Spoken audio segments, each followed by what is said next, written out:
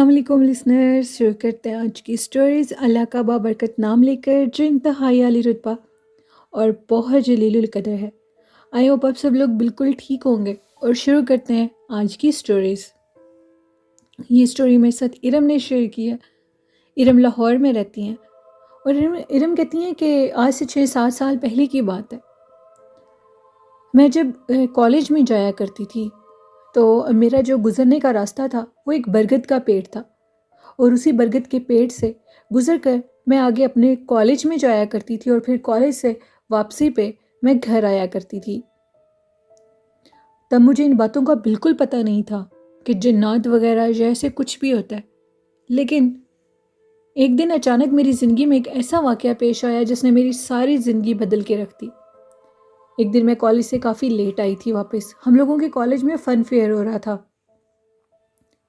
مجھے واپس آتے آتے 6-7 بج چکے تھے۔ سردیوں کا موسم تھا، بالکل اندھیرا ہو چکا تھا۔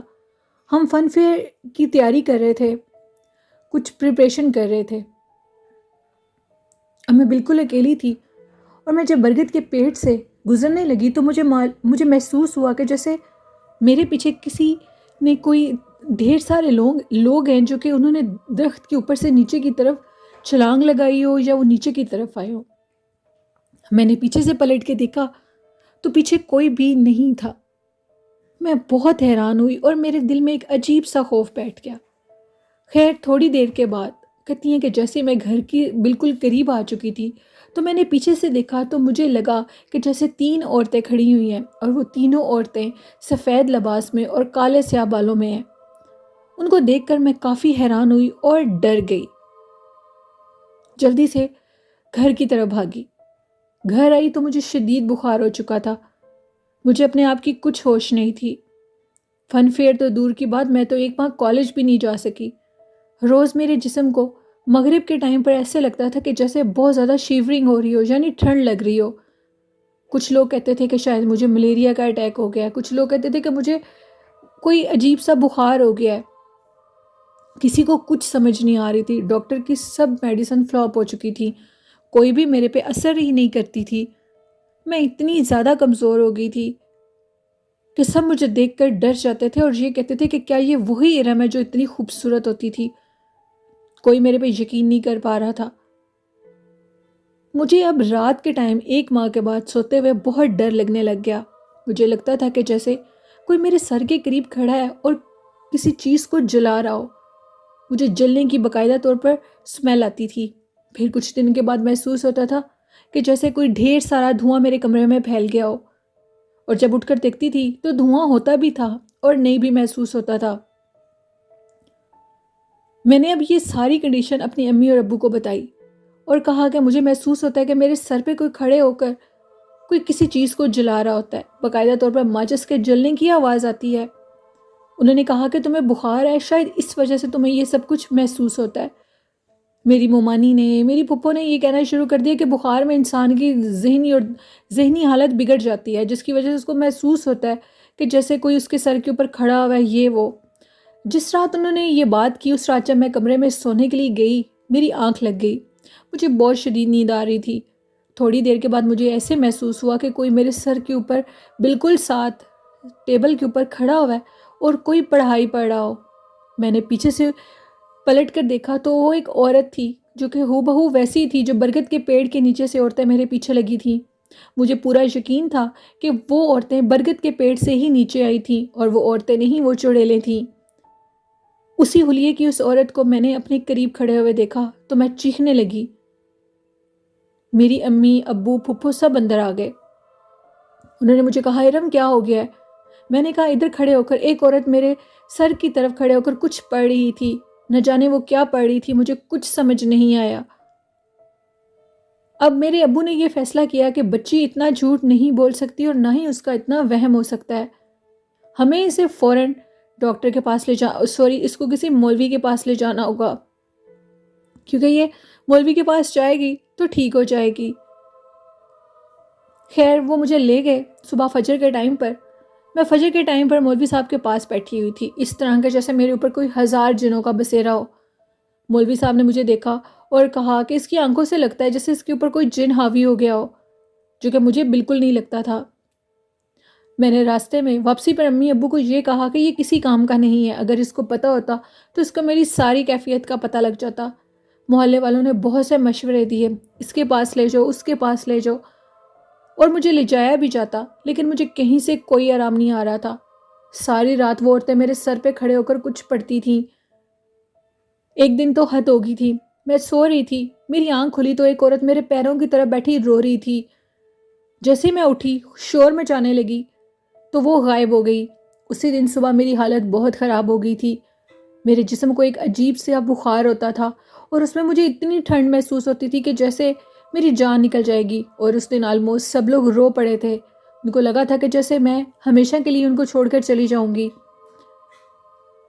پھر ہمیں پتہ لگا کہ ایک بہت بڑے سید صاحب ہیں، بہت بزرگ ہیں اور بہت زیادہ عبادت گزار ہیں۔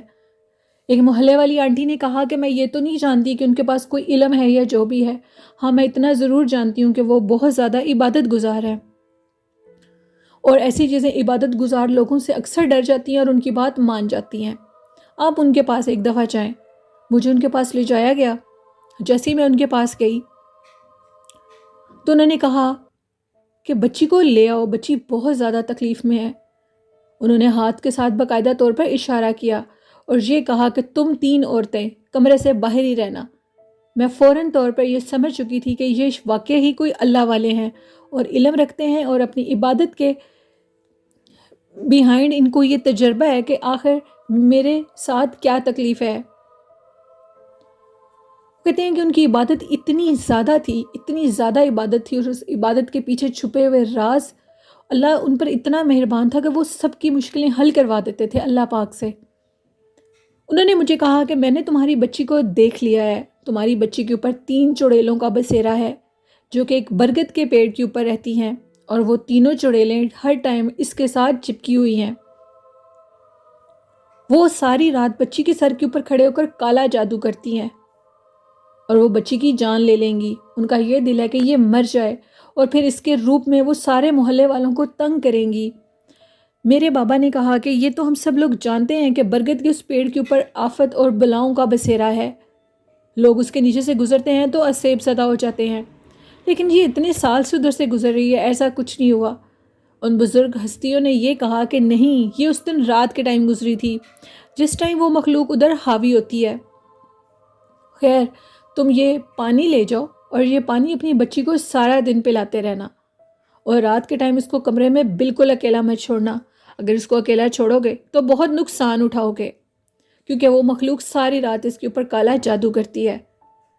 یہ بات سن کے میرے امی ابو بہت ڈر گئے، اور انہوں نے یہ کہا کہ اگر اس کا مکمل طور پر علاج نہیں کرواؤ گے تو یہ مخلوق تمہاری بیٹی کی جان لے لے گی۔ کل اس کو پھر فجر کے فوراً بعد میرے پاس لے آنا۔ وہ مجھے فجر کے بعد پھر لے گئے کل، اور کل جب میں گئی تو میری حالت میں کچھ تھوڑا سا سدھار تھا۔ میں اپنے سہارے تھوڑا سا چلنا چاہ رہی تھی، لیکن جسم میں اتنی ہمت نہیں تھی کہ وہ میرا ساتھ دیتا۔ امی مجھے سہارا دے کر ان تک لے کر گئیں۔ وہ بہت پر نور چہرے کے مالک تھے، اللہ نے ان کو بہت حسن عطا کیا تھا۔ وہ بزرگ، ان کو دیکھ کر معلوم ہوتا تھا کہ یہ ہر ٹائم عبادت الہی میں مشغول ہیں۔ انہوں نے کہا کہ آج کے بعد تم 3 عورتیں اس بچی کے ساتھ نظر آئیں تو تمہیں جلا کر راکھ کر دیا جائے گا۔ اس بات کو یاد رکھو کہ یہ اب سید کے پاس ہے، یعنی حضور صلی اللہ علیہ وسلم کی آل کے پاس۔ اس کے قریب آنے سے پہلے تمہیں اللہ اور اللہ کے رسول کے پاس سے گزرنا ہوگا، اور وہ تمہیں قطعاً یہ اجازت نہیں دیں گے کہ تم کسی انسان کو تنگ کرو۔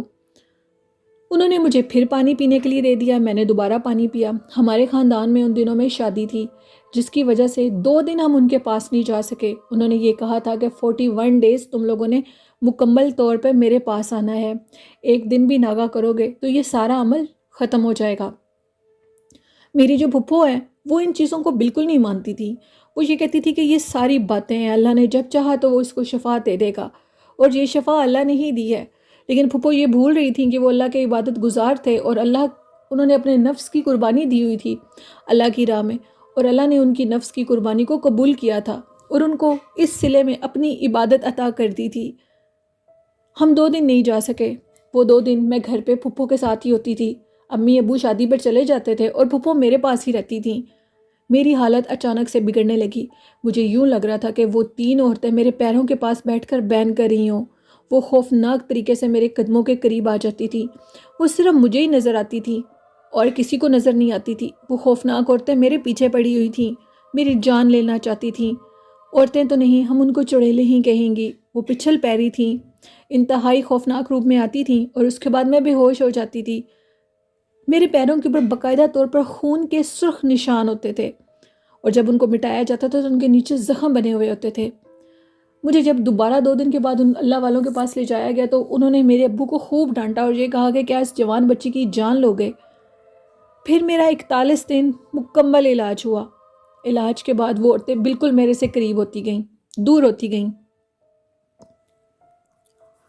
پھر مجھے یہ محسوس ہوتا تھا کہ جیسے کوئی میری 41 دن کے بعد مجھے یوں محسوس ہوتا تھا کہ جیسے وہی عورتیں ونڈو کے باہر کھڑی ہوں اور مجھے بلا رہی ہوں اور مجھے یہ کہتی تھیں کہ ارم ہمارے پاس آ جاؤ، ہم تمہیں اپنے ساتھ لے جائیں گی۔ میں ان کی کوئی بات نہیں سنتی تھی اور ایک عجیب خوف میں تھی۔ میرے ذہن میں یہ پورا یقین تھا کہ وہ اللہ والے ضرور مجھے اس مسئلے سے باہر نکال لیں گے۔ انہوں نے مجھے کہا تھا کہ جب 41 دن پورے ہونے لگیں گے تو وہ مخلوق تمہیں آوازیں دینے لگے گی، ان کی کسی آواز کا جواب نہیں دینا، یہاں تک کہ وہ تمہیں تمہارے گھر والوں کے روپ میں نظر آئیں گی، تمہارے باپ، تمہاری ماں، تمہارے بہن بھائی، تمہاری پھپھو کے روپ میں، اور تم سے ہم کلام ہونے کی کوشش کریں گی۔ ان کی سب سے بڑی نشانی یہ ہوگی کہ وہ ونڈو سے باہر کھڑی رہیں گی۔ 41 دن کے اندر اندر وہ تمہارے کمرے سے باہر چلی جائیں گی اور اس کمرے کے اندر نہیں آ سکیں گی، اور 41 دن کے بعد مکمل طور پر وہ مخلوق جل کے راکھ ہو جائے گی۔ اسی طرح ہوا۔ انہوں نے مجھے بہت سے روپ میں ڈرانے کی کوشش کی، وہ انتہائی خوفناک ہوتی تھی۔ میری امی کہتی ہیں کہ جب 41 دن پورے ہونے لگے تھے تو تمہارے روم کے باہر، میرے روم جو تھا وہ لان والی سائڈ پر تھا، ادھر ایک بلی آ کر رونے لگتی تھی۔ سب لوگ ڈر چکے تھے، حالت میری بہت خراب رہتی تھی۔ الحمدللہ 41 دن خیریت سے گزر گئے۔ پھر انہوں نے مجھے کہا کہ یہ وہی بلی ہے، اور چڑیل جو ہے وہ بلی کے روپ میں آتی ہے اور تمہیں نقصان دیتی ہے، تمہیں اب ڈرنے کی ضرورت نہیں ہے، بھول کر بھی اس برگد کے پیڑ کے نیچے سے اب مت گزرنا، اپنے راستے کو تبدیل کر دو۔ اور میری امی سے اور ابو سے یہ کہا کہ اس کو چھوڑنے کے لیے ایک مرد جایا کرے گا جس کی حفاظت میں یہ واپس گھر آیا کرے گی، اور اسی طرح ہوا۔ میں نے اپنے کالج کے جتنے دن تھے وہ اپنے بابا کے ساتھ جاتی تھی اور چھٹی ہونے سے پہلے وہ باہر کھڑے ہوئے ہوتے تھے۔ اب میں بالکل ٹھیک ہوں، مجھے کبھی بھی کوئی برا خواب نہیں آیا، نہ ہی کوئی مخلوق ڈراتی ہے۔ یہ میری زندگی کا ایک سچا خوفناک واقعہ تھا جو میں نے آپ کے ساتھ شیئر کیا۔ بہت شکریہ ارم۔ تو یہ تھی ارم کی کہانی، لسنرز جو کہ انہوں نے لاہور سے شیئر کی۔ کیسی لگی آپ کو؟ اپنا فیڈ بیک ضرور دیجیے گا، اور آپ بھی اس طرح کی خوفناک کہانیاں شیئر کر سکتے ہیں ڈسکرپشن باکس میں میرے ای میل آئی ڈی اور فیس بک آئی ڈی پر، اور کمنٹ باکس میں بھی۔ اور والدین جیسی خوبصورت نعمت کی قدر کریں، ان کی عزت کریں، قرآن پاک، نماز اور درود شریف کو زندگی کا حصہ بنا لیں تو کامیابیاں ضرور آپ کے قدم چومیں گی۔ میرے اس چینل نیلم وائس آفیشیل کو، اور جو میرا دوسرا ہارر چینل جو کہ ہارر ناول آفیشیل کے نیم سے ہے، اب سب لوگ اسے سبسکرائب کریں، چینل کو سپورٹ کریں۔ اپنی ہوسٹ نیلم یاسین کو اجازت دیجیے، دعاؤں میں یاد رکھیے گا۔ اللہ حافظ۔